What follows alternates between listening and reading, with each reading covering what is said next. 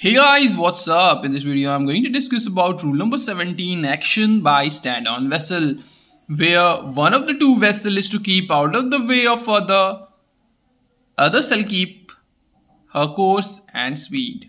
So this vessel should keep her course and speed. The latter vessel may however take action to avoid collision by her maneuver alone as soon as it becomes apparent that the vessel which requires to keep out of the way is not taking appropriate action in accordance with these rules. So if this vessel is not taking appropriate action in accordance with these rules, this vessel should take action by her maneuver alone.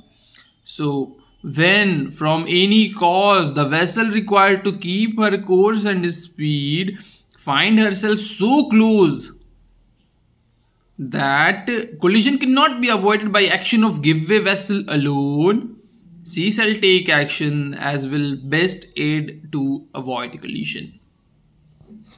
So a power-driven vessel which takes action in a crossing situation. So a power-driven vessel which takes action in a crossing situation in accordance with subparagraph A2, okay, A2 means what? This vessel is not taking action, so this will take action. A2 of this rule to avoid collision with another power-driven vessel shall, if the circumstances of the case, admit, not alter course to ports of the vessel on her port side. So do not alter course to port side for the vessel which has on her port side. Alteration of course to port shall be avoided. And this rule do not relieve the giveaway vessel of her obligation to keep out of the way. So this vessel is not relieved. She should take in action to avoid collision. So this much is important from the topic of rule number 17, action by give stand-on vessel, and hope you have liked it. Thank you.